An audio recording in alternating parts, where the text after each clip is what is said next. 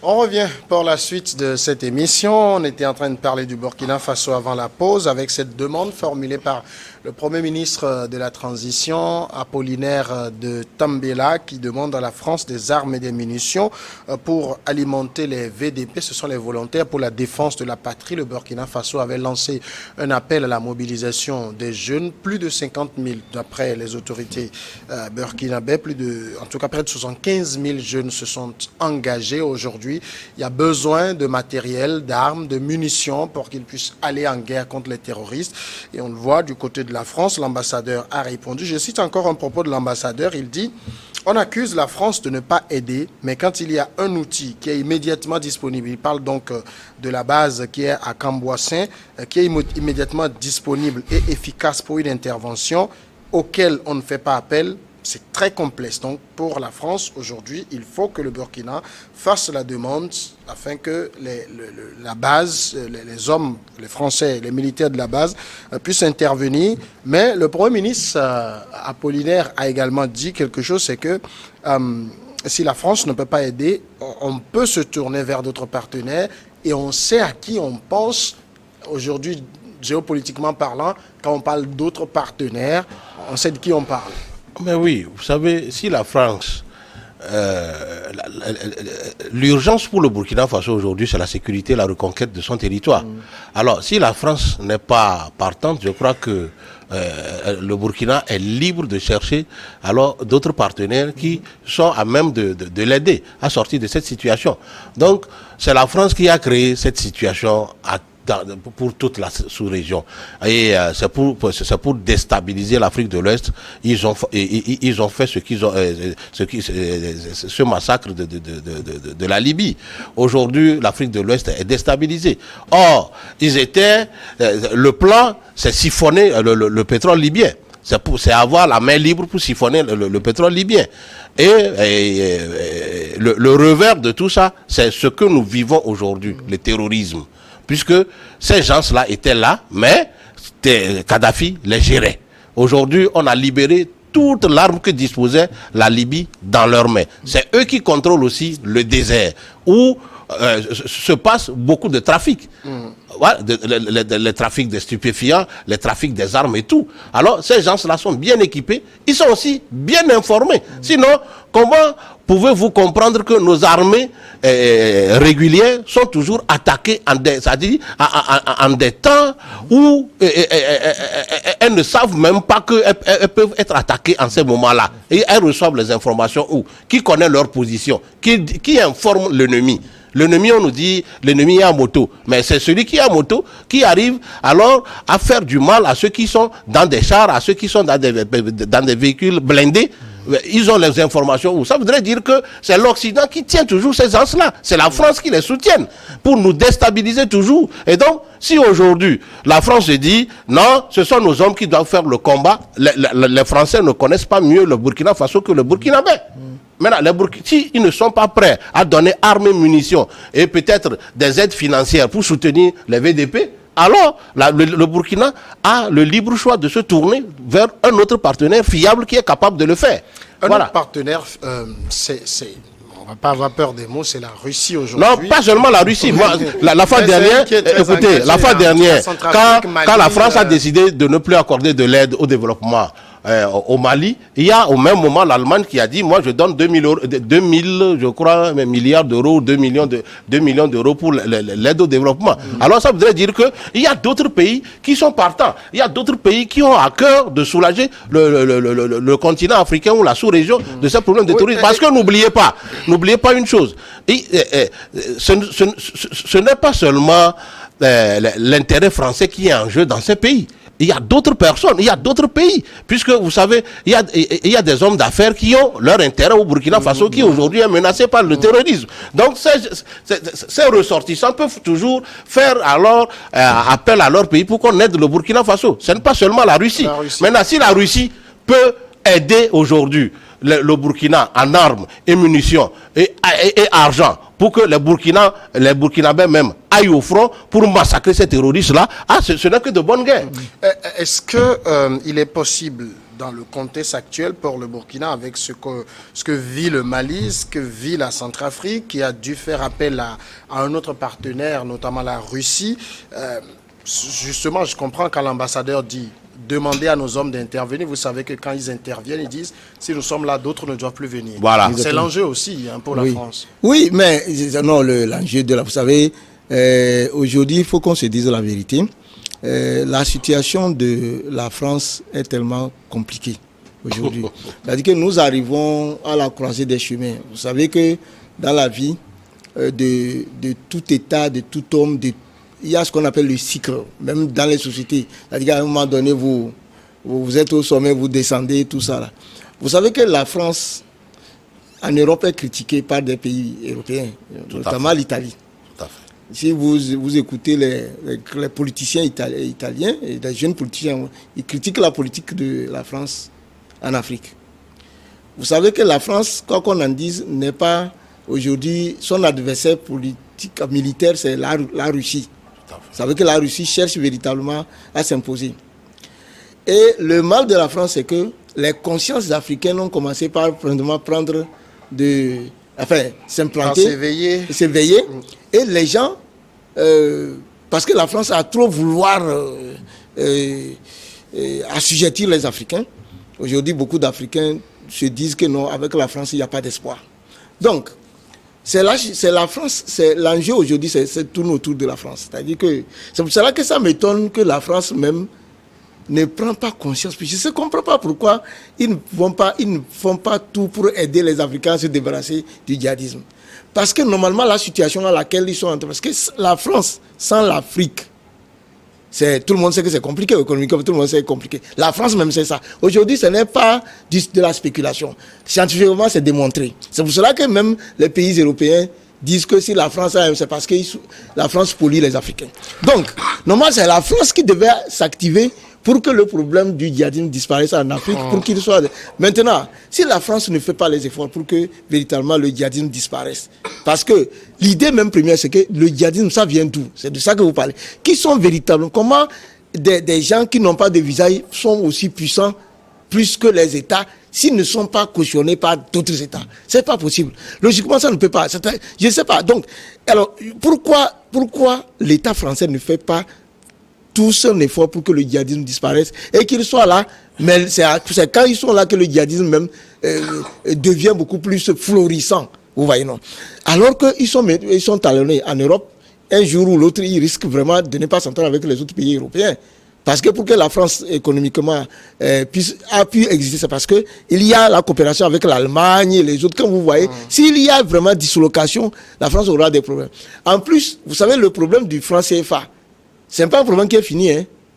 Ce problème, le problème du franc des Africains, là, tôt ou tard, vous savez, dans le mental des gens, quand les gens commencent par prendre conscience de quelque chose, vous pouvez les bâillonner n'importe comment. Même après, leurs enfants, ils vont trouver ils vont se libérer de ça. Donc, les réserves des États africains qui sont gardées par la France, ça va finir, un jour ça va sauter.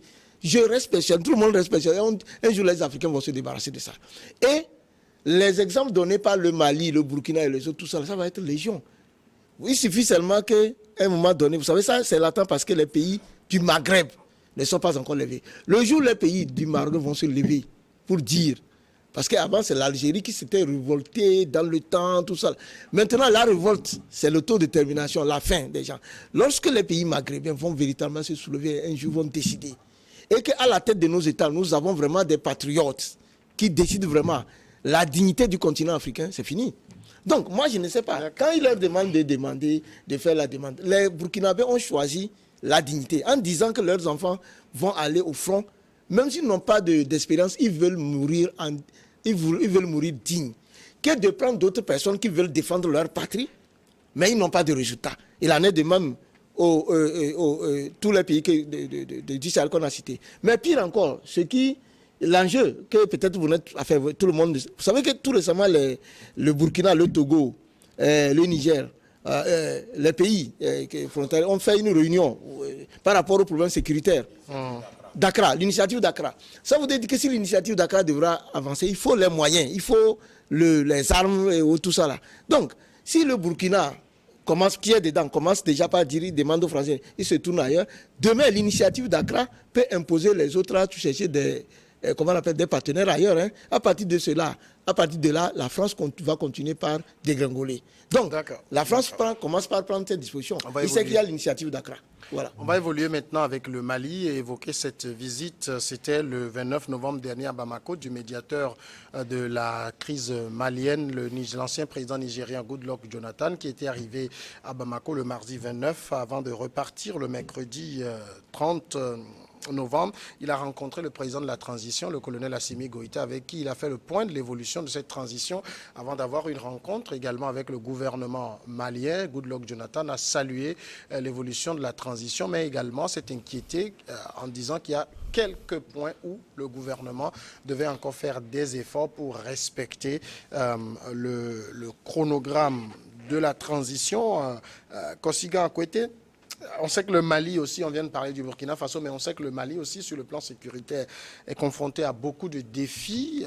Une bonne partie du territoire aujourd'hui se trouve aux mains des terroristes. Dans ce contexte, comment comprendre cette course au pas de charge vers les élections auxquelles la CEDEAO soumet le Mali? La CEDEAO est dans son rôle.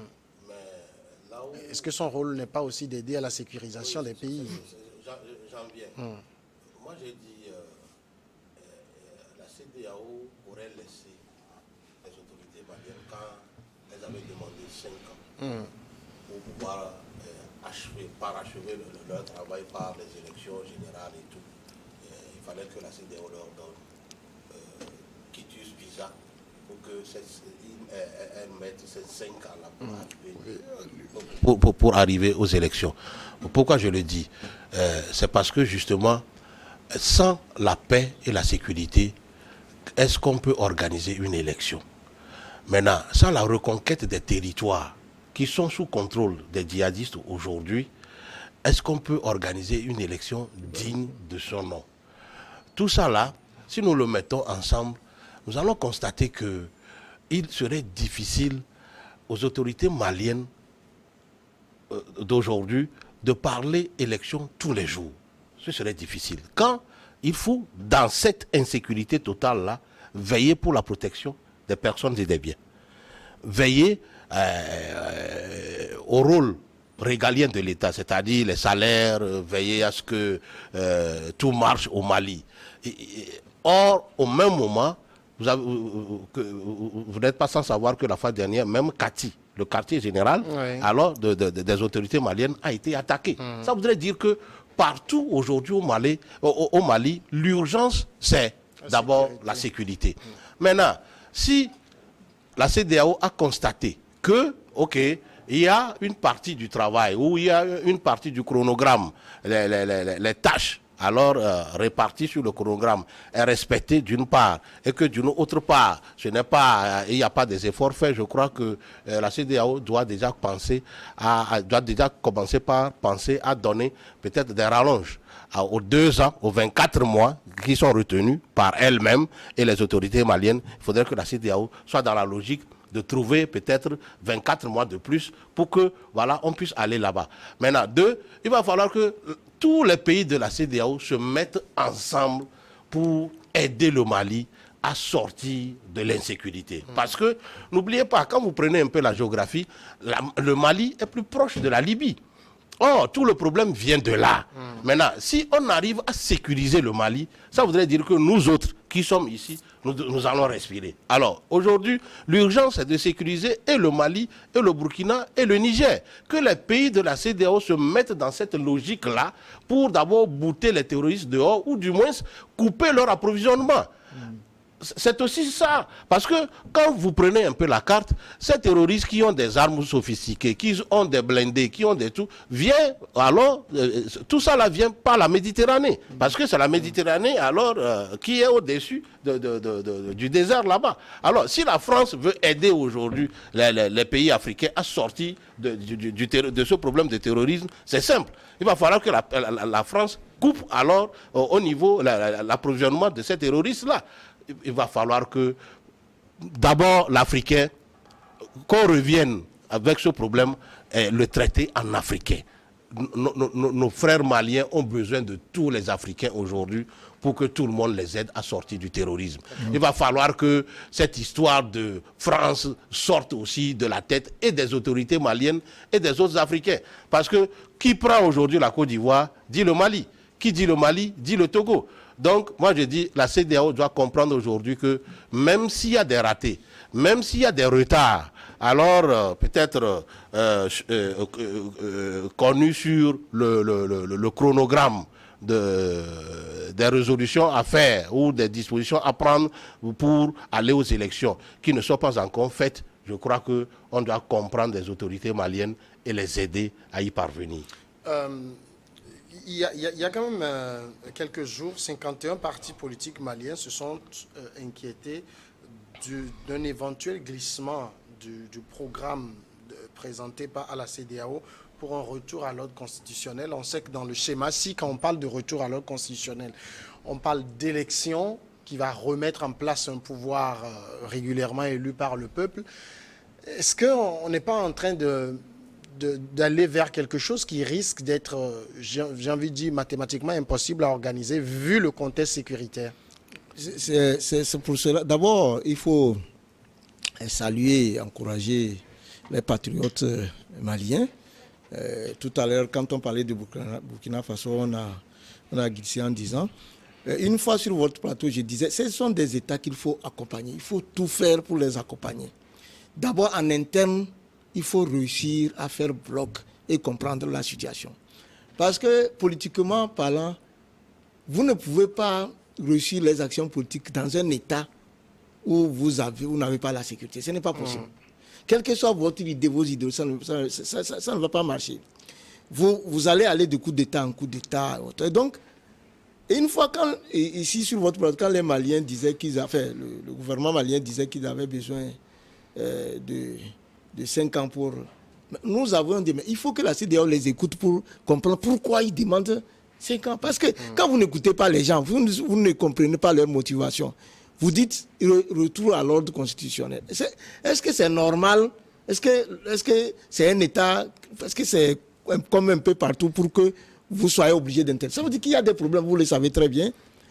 Non seulement il y a des problèmes, le Mali aujourd'hui a des problèmes avec ces pays, des pays voisins comme la Côte d'Ivoire, avec cette histoire aussi qui est pendante. Donc, ce sont autant de problèmes qu'il faut régler avant d'en arriver. Et puis, quand on dit à l'ordre constitutionnel, c'est quoi? On parle je crois les gens ont l'habitude, ils pensent en même temps à l'élection présidentielle, parce que c'est ça qu'on vise.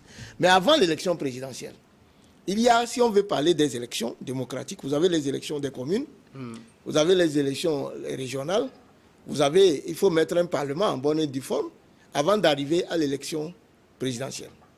Est-ce que, d'abord, on a résolu les questions de la sécurité pour dire que, bon, voilà, on a trouvé vraiment une solution à ce problème d'insécurité pour aller aux élections, ou bien on les fait concomitamment. Dans tous les cas, moi, ce que je voudrais attirer l'attention aux responsables de la CEDEAO, ils le savent très bien, c'est que pour des responsables qui sont au pouvoir, qui ont pris le pouvoir au Mali et qui ont donné des raisons et qui vous demandent un temps pour résoudre le problème, vous dites, bon, vous imposez votre chronogramme. Soit, les élections, normalement, doivent finir, je crois, en mars 2024. Avant mars 2023, en 2023 qui vient, il faut des nouvelles élections. Vous avez un groupe qui contrôle le pouvoir d'État au Mali. Mais si vous ne les accompagnez pas pour qu'ils fassent de très bonnes élections et qu'ils remettent les civils, afin qu'ils remettent les civils et ils retournent à leur place, qu'ils peuvent téléguider les élections. Puisqu'ils sont à la tête de l'État. Ils vont fabriquer des gens à leur solde. La démocratie que vous cherchez ne va jamais exister. Elle serait des façades comme dans certains autres pays. Et donc, ils vont fabriquer des politiciens, puisque celui qui tient le pouvoir, il tient les armes en plus, le pouvoir les armes, il peut tout faire. Hein. Il va tout, les élections communales, les élections législatives, ils vont mettre un parlement à leur sorte. Ils vont même préparer un civil qui va aller aux élections. Vous allez faire comment? C'est pour cela que je dis, il ne s'agit pas seulement de bousculer les gens, faites ceci, parce que j'ai l'impression même que la CEDEAO elle-même, c'est la mort dans l'âme qu'elle exécute. C'est comme s'il y a quelqu'un qui les pousse, allez-y dire aux Maliens, ils n'ont qu'à faire ceci. Mais cette personne se cache quelque part, je ne sais pas. Sinon, en tant qu'Africain, les réalités qui sont là au Mali, comme dans les autres pays, il faut accompagner les gens progressivement pour la stabilité. Parce qu'au Burkina, même quand il y avait eu le coup d'État, il avait posé la question, quelle garantie vous avez que le putsch fait va aller jusqu'à la fin? Tu n'as pas dit que vous êtes dans des États où il y a il faut faire doucement jusqu'à ce qu'on arrive aux élections. Mais au moins, les responsables ont accepté, ils ont dit qu'ils vont conduire le processus jusqu'au 24 mars 2024. Donc on espère que d'ici là, véritablement, les conditions sécuritaires seront réunies pour que tout ça là puisse être mis en place et qu'il puisse se retirer. Mais d'ici là, la CEDEAO doit vraiment faire montre de... doivent accompagner, la CEDEAO doit accompagner vraiment le régime malien progressivement jusqu'à ce qu'on arrive. La CEDEAO se réunira demain. Le sujet Mali sera au menu des discussions. On va attendre le communiqué des chefs d'État pour apprécier, mais en même temps, est-ce que les présidents de la CEDEAO sont dupes? Ils connaissent la situation malienne, ils connaissent le contexte sécuritaire. Est-ce qu'ils, j'ai envie de dire, quelque part, ils ne sont pas en train de se préparer à d'autres éventualités que le chronogramme qu'ils ont arrêté? Je crois que doucement, tous les chefs d'État vont rejoindre la position du Togo, qui demande à ce qu'on laisse du temps aux autorités maliennes, qu'on les accompagne au lieu de les critiquer ou de les subordonner à un chronogramme donné. Aujourd'hui, mon confrère a donné le détail des scrutins, mais il a oublié une partie très essentielle, le recensement. Voilà. Comment peut-on organiser le recensement aujourd'hui au Mali? Comment peut-on connaître le nombre de personnes qui iront alors aux urnes le jour J en 2024? Est-ce que les zones qui sont sous contrôle des djihadistes aujourd'hui ne sont pas des territoires, n'appartiennent pas au territoire malien? Est-ce que si les voix de ces régions-là manquent, est-ce que le scrutin sera alors fiable? Est-ce que le scrutin sera digne de confiance? Le Mali appartient à tous les Maliens. Il ne peut pas avoir des Maliens aujourd'hui sinistrés, d'autres en état peut-être de vie ou de mort, d'autres peut-être malmenés par les terroristes, et une infime partie va dire « Ok, moi je vais aux élections ». Même à Bamako aujourd'hui, tout le monde sait qu'il n'y a pas de sécurité. Est-ce qu'on va organiser ces élections-là sous alors les bombes et les crépitements de balles des terroristes? Est-ce que même les terroristes vont permettre à ce qu'il y ait des élections? Voilà. Maintenant, d'autant plus qu'il y a même d'autres parties du Mali qui veulent leur indépendance. Et ça, je veux parler des gens de la Zawad. Ça, je sais que ce sont les Français qui ont voulu organiser tout ça. Il faudrait qu'on laisse le temps aux autorités maliennes, ne serait-ce que pour les accompagner et à régler d'abord la première nécessité aujourd'hui, c'est la sécurité. Sans ça, la CEDEAO peut prendre des résolutions, mais ça ne tiendra jamais. Mieux vaut tard que jamais. Il faut d'abord la paix pour faire le recensement. Il faut d'abord la paix pour que les politiques même aillent dans toutes les contrées du Mali pour présenter alors leur programme d'action gouvernementale, tout ça. Alors, si la sécurité n'y est pas, est-ce que l'homme d'affaires malien peut avoir toute cette liberté de faire ses affaires? Non. Est-ce que le politique va le faire? Non plus. Donc, aujourd'hui, je crois quand même que la CEDEAO doit être dans cette dynamique de trouver des solutions pour accompagner le Mali, pour mettre fin ou au moins, du moins, alors reconquérir ces territoires. Il faut que l'autorité de l'État alors règne partout au Mali pour pouvoir organiser des élections. Sans ça, je crois que le reste c'est du leurre. Même si la France aujourd'hui veut passer par des chefs d'État de la sous-région, de cette sous-région de l'Afrique de l'Ouest, pour imposer peut-être une élection à la hâte au Mali, moi je crois que même la France se fait mal. La France se fait mal, d'autant plus qu'il n'y aura pas de paix au Mali. Et puis, il y aura d'autres Assimi Goïta qui vont prendre le pouvoir et imposer leur dictat à la France. Donc, il vaut mieux aller par consensus avec les autorités, connaître les réels problèmes, les réelles difficultés de ces autorités maliennes qui font qu'aujourd'hui, ils n'arrivent pas à contrer ces terroristes. Les comprendre et savoir ou prendre avec eux pour que voilà, les terroristes puissent partir. C'est ça le problème. On va évoluer vers le dernier sujet. On parle maintenant du Togo avec cette loi pour mieux lutter contre les violences sexuelles en milieu scolaire. C'est la loi qui a été adoptée le 28 novembre par les parlementaires. Le texte met en place des mesures de prévention et des sanctions à l'encontre des auteurs de violences sexuelles sur des apprenants de l'école primaire à l'université et prévoit la création d'un observatoire pour le suivi des cas, grossesse précoce et non désirée, traumatisme, baisse des résultats scolaires. Ce sont certaines des conséquences des violences sexuelles sur les apprenants. C'est ce qui est cité dans le texte de loi adopté donc par les députés. Les autorités expliquent également que les atteintes à l'intimité, attouchement, harcèlement sexuel, pédophilie, viol dans les institutions éducatives impactent négativement les études des apprenants et compromettent leur avenir. Alors, qu'est-ce que risquent les auteurs? Eh bien, la loi portant protection des apprenants contre les violences sexuelles au Togo prévoit des sanctions contre leurs auteurs en cas de grossesse de la victime. Par exemple, l'auteur encourt une peine de 1 à 5 ans de prison si la victime a au moins 16 ans, le double si la victime est plus jeune. Alors ici, vous êtes éducateur, hein, Germain Sossou. On pense beaucoup au milieu scolaire, même si les violences sexuelles se pratiquent dans... Bon, c'est les apprenants, hein, c'est pas... Quand on dit apprenants, ça va au-delà de l'école. Oui, mais je veux rester pour le moment dans le cadre voilà, bon, scolaire. Bon. Oui. Comment vous appréciez cette nouvelle loi? Bon, d'abord en tant que parent d'élève, quelqu'un qui s'est beaucoup intéressé au monde scolaire, il faut dire que c'est une préoccupation qui ne date pas d'aujourd'hui. Les dispositions que prennent les responsables du gouvernement togolais, c'est à saluer, mais c'est à nuancer. D'autant plus que je me permets un peu de vous faire une petite historique, peut-être un rappel que vous saviez. Vous savez ce problème que posent aujourd'hui les autorités togolaises, et notamment les autorités de l'éducation, c'est parce que, quoi qu'on en dise, elles ont raison, parce que ça a pris de l'ampleur. Ça, il faut le reconnaître que sur le plan scolaire, je crois que vous devez avoir des chiffres par année. C'est vraiment exagéré parce que beaucoup de jeunes filles prennent des grossesses. Mais ceci étant, je crois personnellement qu'il faut aller à la recherche des causes. Parce que si vous n'appréhendez pas véritablement les causes, encore j'ai bon espoir que le gouvernement pourra arriver donc à l'appui de cette loi avec les sanctions. Le gouvernement s'est effectivement appesanti sur les causes. Parce que avant même l'appui de cette loi, il y a eu, quand j'ai voulu davantage comprendre depuis le passé, il y a eu sous le feu général Gnassingbé Yadema, paix à son âme, une loi qu'on a appelée la loi du 10 mars. Voilà, 10 mars. La loi du 10 mars.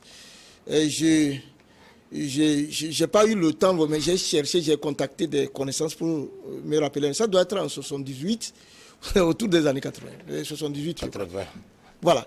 Et donc, à l'époque, le président de l'époque aussi avait été préoccupé parce que lui, et cette loi-là, elle avait été prise et normalement, il faut faire le point de cette loi. Cette loi cherchait aussi à protéger les apprenants. Mais à l'époque, c'est beaucoup plus dirigé vers les enseignants. Tout comme actuellement, une partie de la loi aussi. C'est-à-dire que quand à l'époque, vous êtes un enseignant, vous engrossez une jeune fille, la loi vous fera ce que vous-même, vous êtes en même temps radié de la fonction publique. Il y a eu des dispositions qui vous amènent, je parle sous le contrôle aussi, je ne sais pas ça comme me pardonne, mais il y a eu des victimes qui sont devenues même des autorités qui ne sont plus là. On a fouillé, on a vu. On vous radie en même temps de la fonction publique, mais vous allez cultiver. Vous allez cultiver tout ça là, et on vous met même en prison.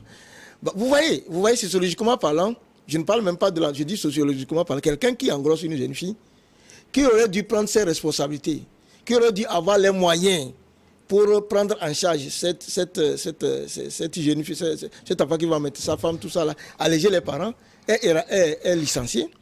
Et vous voyez, non. Et donc, ça vous dit qu'on met la personne qui l'a fait, non seulement n'est pas capable, est devenue chômeur, mais l'enfant devient déjà une chaise lade, et donc c'est la misère qui s'installe. Et ça fait qu'au fil des années, cette loi est devenue désuète, parce que je ne pense pas qu'elle a été abrogée, mais elle a montré ses limites. Parce que ce pourquoi le président d'alors avait fait voter la loi, c'était pour... Mais on se rend compte que c'est devenu plus... Par la suite, quand nous sommes rentrés en démocratie en 90, jusqu'à ce que les gouvernements successifs, les premiers ministres successifs, jusqu'à ce que le temps du ministre Kokoroko et tout ça, jusqu'à cette loi-là, on a vu effectivement que le phénomène s'est accentué, surtout avec la technologie aujourd'hui, les appareils, les WhatsApp, tout ça là. Et donc, mais le véritable problème, ça, ce sont le véritable problème depuis fait général Gnassingbé à Fort Gnassingbé, le véritable problème qui était là et qui s'est accentué, c'est la pauvreté. Donc, je vais en venir, donc, pour revenir donc, à la loi, dans la loi. C'est pour cela qu'avant de revenir même à l'essence même de la loi qui a été prise, je dis encore que l'intention est bonne parce que c'est pour protéger les enfants. Mais il faut qu'on soit réaliste. D'accord. Alors, ce que je voudrais dire avant de chuter pour que vous passiez la parole, c'est que du feu général Gnassingbé Yadema à l'actuel président et donc au ministre de l'Éducation, il aurait fallu quand même situer les Togolais.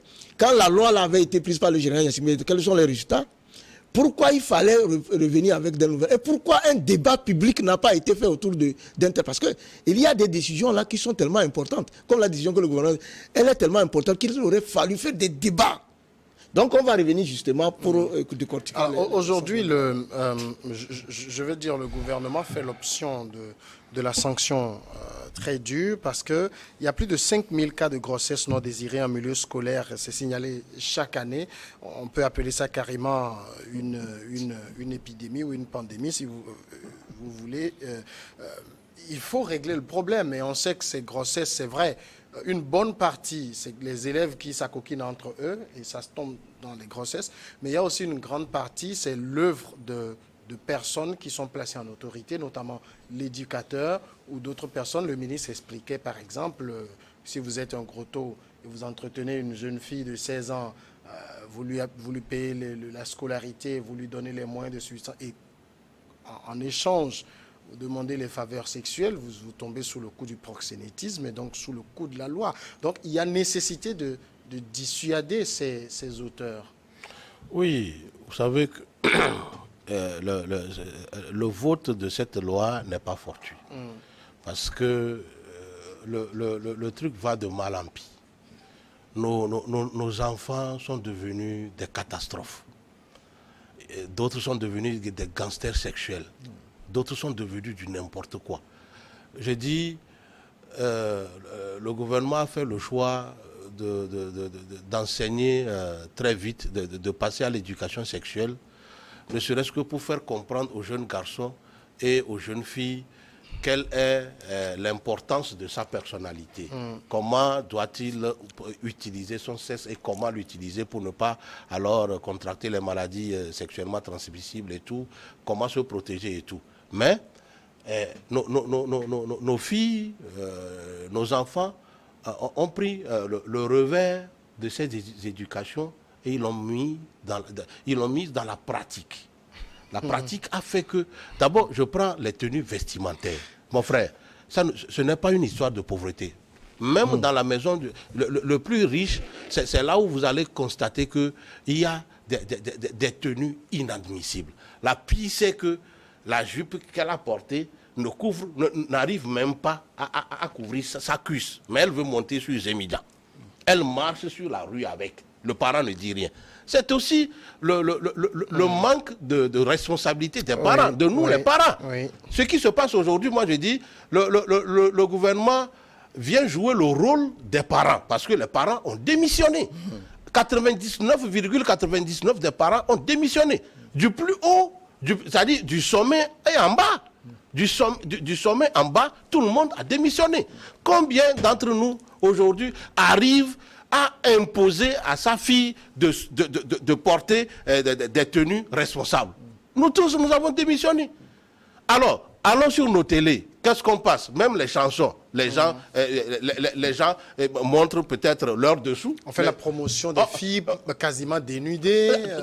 C'est ça, des films totalement dénudés. Mais prenons nos stars ici, ceux qui font de la musique. Quand ils veulent chanter, s'ils sont des garçons, ils enlèvent la chemise, ils montrent leur corps, leur dessous. Aujourd'hui, la mode, c'est que les gens portent des trucs déchirés pour montrer je ne sais pas, leur dessous et tout, mais personne ne dit rien. Regardez sur les TikTok, les réseaux sociaux, les filles se mettent à nu, d'autres dans les slips, ils font des trucs, et puis ça leur permet que des gens les appellent ici et là. Donc moi je dis, le gouvernement est obligé de taper du poing sur la table, ne serait-ce que pour faire ranger les gens. Aujourd'hui, je vais vous donner une chose. Passez autour de 6h45 près des établissements scolaires. Vous ne saurez même pas qu'il y a montée de couleurs. Parce que tout le monde va pêle-mêle. Oui, ça je ne comprends pas comment les choses ont pu voilà. Avant, le drapeau de l'un, vous vous arrêtez. Vous vous arrêtez. Aujourd'hui, ce n'est même pas l'histoire de quelqu'un. Aujourd'hui, prenez nos filles. Elles sortent quand elles veulent, elles rentrent quand elles veulent. La fille ne travaille pas, mais c'est elle qui veut utiliser les smartphones ou les téléphones de 1 million, de 800 000. C'est elle qui veut. Donc tout ça, l'État est obligé alors de réguler un peu la chose. Ce qui est sûr, il y aura des sanctions qui vont faire peur aux autres. Mais ces sanctions, malheureusement, vont tomber même sur des écoliers. Alors, parce qu'entre eux, ils s'acoquinent aujourd'hui. Ça aussi, c'est notre question, parce que quand c'est deux mineurs qui l'un engrosse l'autre, quelle est la sanction? Mais quand on vient à ces cas, je pense que... pour les cas des gros taux, des professeurs et tout le monde sait aujourd'hui que quand un professeur, alors, donne des cours dans les classes là, il a sa part de filles. Ça, tout le monde le sait. Non, ne nous cachons pas. Ne disons pas que... Vous savez... Le salaire de surplus. Oui, et puis, vous savez, il y a une chose. Aujourd'hui, moi, j'ai dit, quoi qu'on dise, le ministre Kokoroko ne fait que dire tout haut ce que tout le monde pense tout bas. Il ne fait que freiner un peu la machine destructrice de nos enfants. Moi, je suis enseignant. Voilà. Ce que je vis, ce que je vois, je tire du courage aux enseignants par rapport à l'habillement, la tenue provocante des filles. C'est indicible. Oui. Mais alors, quand on vient maintenant, quand il y a une grossesse qui survient, moi je regarde le test de loi qui a corsé la peine. Oui. On veut que ce soit dissuasif. Mais vous savez qu'en général, quand c'est l'enseignant, quand c'est le gros taux qui engrosse la fille de quelqu'un, on préfère régler ces cas en famille. Est-ce que finalement... on ne fait pas du serpent qui se mord la queue, ça va aboutir à rien. Voilà, donc merci pour votre euphorisme là. Moi, je vous ai dit que ce que le gouvernement a fait là, vous savez, il ne s'agit pas seulement de prendre une loi. Le gouvernement a assumé sa responsabilité. En se disant, il y a des désordres, il faut mettre fin. Maintenant, il faut que la loi s'applique, vous comprenez, non? C'est ce qu'il vient de dire. Vous voyez, quand je vous parlais de la pauvreté, et puis, il ne faut pas commettre l'erreur de penser que les grossesses, c'est les enseignants, hein. Faut pas, les gens, c'est ce que les gens pensent que les grossesses en milieu scolaire, là, les 5 000, c'est les enseignants qui ont. Non! Et c'est pour cela que j'ai dit qu'il faut qu'on fasse vraiment, qu'on cherche à comprendre. Aujourd'hui, ceux qui enseignent beaucoup plus les filles scolaires, quand vous parlez des scolaires, c'est moins les enseignants que vous m'excusez, par exemple, quand vous prenez le Grand Lomé, vous avez nos compatriotes qui sont chez nous maintenant, qui font du commerce qu'on appelle les Haoussa. Hein? En tout cas, moi, je le... on ne va pas stigmatiser. Moi, je ne stigmatise. Non, je ne stigmatise pas. Le problème est général. Un instant, moi, je suis un responsable. Non. Quand vous êtes un responsable dans le pays, quand il y a un phénomène, vous cherchez à savoir. Je les cite. Je cite d'autres. Vous avez le frère Zemidian et autres, tout ça. Il y en a beaucoup. Les mécaniciens, tout ça là. Il ne faut pas penser que c'est les enseignants. Parce que quand vous dites tout à l'heure, il y a des enseignants également dedans. Oui, mais pourquoi au Togo, très souvent, les gens ils disent que c'est les enseignants qui enseignent les gens. Est-ce que ce n'est pas une... Je comprends que vous faites partie du corps. Oui, mais pourquoi vous défendez le corps. Oui, mais pourquoi est-ce que ce n'est pas une... Est-ce que ce n'est pas une stigmatisation en pensant que c'est les enseignants? Non, pas du tout. Maintenant, moi, je vais expliquer plutôt. Je voudrais que la loi soit efficace. Et vous avez compris, vous savez... Est-ce qu'elle l'est dans la stature actuelle? Non, elle ne peut pas être efficace parce que le gouvernement, j'ai dit, le gouvernement a assumé sa responsabilité. Mais, vous savez, quand quelqu'un enceinte une jeune fille, si la fille enceinte, les parents ne portent pas plainte ou quelqu'un ne vient pas porter plainte, la loi ne peut pas s'appliquer. À moins que la loi donne le pouvoir au directeur d'école, au proviseur, à quel titre? Oui, mais voilà. Et de dire, si vous avez une grossesse, ou le ministre Koukou prend de dire, mais s'il y a une grossesse, tenez-nous informés, nous-mêmes, on va s'en charger. Encore que là-bas, si les parents ne sont pas d'accord, ça devient un conflit. Donc, qu'est-ce qui se passe?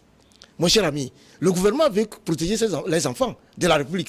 Maintenant, quand un enfant est enceinte, comme vous dites, les parents ont démissionné. Ce n'est pas vous et moi. Non, peut-être c'est pas moi. Vous, je ne connais pas votre cas, ni Samuel. Mais ceux qui louent les maisons aux filles, les entretiennent, en tout cas, c'est pas moi, Germain Soussou.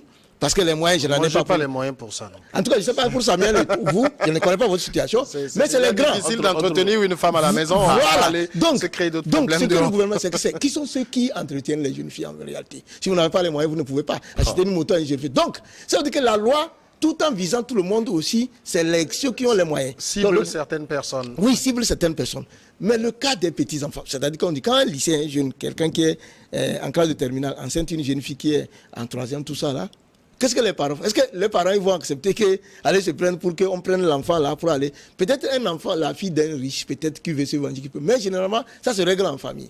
Après, du moins, les familles décident de régler le problème, c'est fini. La loi ne peut plus faire autrement. Donc, ce que je voudrais vous dire, c'est que la loi, elle est bonne. Le gouvernement a assumé sa responsabilité, mais si nous voulons que ça marche, c'est de chercher qu'est-ce qui amène aujourd'hui les enfants à cette... Parce que les parents, les hommes, ils peuvent avoir peur en disant, ah, moi je ne vais pas aller vers une fille.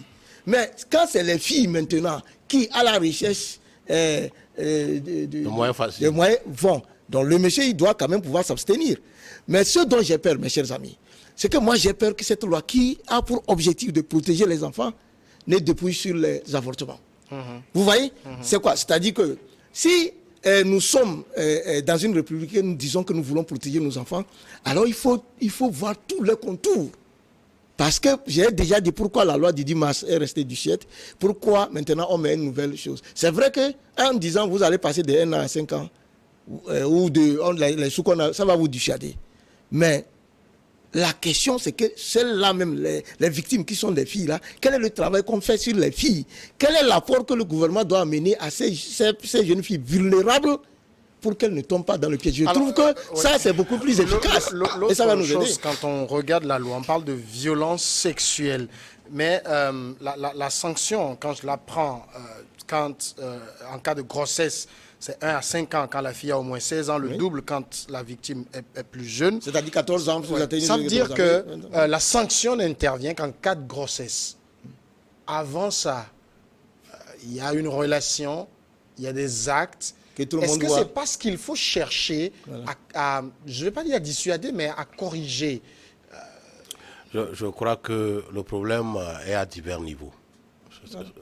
Il y a beaucoup de responsabilités à divers niveaux qu'il faut situer. D'abord au niveau des parents, au niveau économique et social, et au niveau de l'éducation elle-même.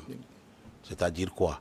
Si les enfants comprennent qu'il y a un temps pour toute chose, et qu'arrivé à un moment, ils auront le libre choix de se marier et de faire le sexe comme ils veulent, je pense qu'ils ne doivent pas se précipiter. Quand vous allez au Bénin, au Burkina, il y a beaucoup de jeunes filles qui ont disparu de Lomé et qui servent dans les bars. Quand vous voyez la situation dans laquelle elles vivent, je vous dis, c'est difficile parce que justement, elle a contracté une grossesse que les parents ne sont pas prêts alors à supporter. Maintenant, je dis, il va falloir que l'État vulgarise cette loi et que possibilité soit donnée au peuple togolais, aux sachants, à beaucoup de couches sociales, d'apporter peut-être... La loi est déjà votée. Non. Ça devait être fait avant. Si. En principe, comme ça n'a pas été fait avant... Oui, mais la loi est déjà votée. On peut refaire ce débat. Je vous dis, on va vers les avortements. Monsieur Samuel, on va vers les pilules avortives, on va vers... Les grottos vont prendre les filles pour amener chez les médecins, on va les mettre, comment l'appelle-t-on, les inoculés, pour qu'elles ne soient pas enceintes. Ça vous dit que si la fille n'est pas enceinte... Oui, ça vous dit que si la fille n'est pas enceinte, la loi ne s'applique pas. Donc ça veut dire que vous amenez, vous savez, les criminels, ils contournent les lois. Donc en voulant faire la loi, il fallait faire le débat. Parce qu'aujourd'hui, les gens vont intensifier ça. Mais ils vont faire arrêter les gens. On a suivi, l'Assemblée a voté la loi Il n'y a pas eu de débat. Oui. On aurait dû susciter le sujet dans l'opinion. On fait C'est- un débat autour pendant des Des semaines. semaines après, C'est ce qui est les mauvais, idées qui c'est ce qui est mauvais au vont Togo, rassembler. même ici au Bénin à côté, quand il y a des lois, je dis, qui concernent le social, qui concernent beaucoup de personnes, l'Assemblée nationale alors publie la loi et permet qu'il y a Les gens, des voilà, débats des débats. et que Dans les alors radios, tout le monde puisse apporter alors son idée. Et le gouvernement écoute. Voilà, Ça et le lui gouvernement, permet ça lui maintenant permet voir comment de tu fais la savoir loi. alors Voilà. comment la direction qu'il faut donner à la loi. Mais bon, ici, je crois que ceux qui ont suscité cette loi n'ont pas une mauvaise intention. Non, C'est ils veulent déjà protéger fait, les enfants. mais les imperfections, vous savez, tout ce qui est fait par l'homme est imparfait. Et donc, les imperfections, il va falloir que nous-mêmes, à différents niveaux, on puisse les corriger pour qu'au moins la vie de nos enfants, de nos filles, de nos garçons soit sauvée dans ce monde de dépravation. Et surtout, C'est ça, surtout c'est que ça. les concernés, ces Voilà. filles, prennent Les conscience. filles, vous savez, et sachent que sans leur prise de conscience elles-mêmes, voilà, sans c'est la ça, prise de c'est la conscience des acteurs. sensibilisation. Vous savez, parfois, quand vous appelez des filles qui sont proches de vous, votre propre fille, vos cousines, vos nièces, même vos neveux, pour les conseiller, ah, faites attention, faites-ci. Parfois, on vous dit, ah, lui là, laissez-le là. Et ici, il est dans vieux. Divo, à Guantoulier. On D'accord, vous surnomme. d'accord, Donc, vous ne pouvez pas. d'accord. C'est à eux-mêmes de prendre conscience. et savoir où ils vont. Voilà, savoir où ils vont. Merci Tout à fait. Kosigan Akwete. On est arrivé à la fin de cette émission. Je dois rendre l'antenne. Merci Germain Soussou. Merci à tous d'avoir Ça a été été à très notre vite. compagnie. On a eu se beaucoup retrouve d'idées qu'on n'a samedi pas dit. prochain.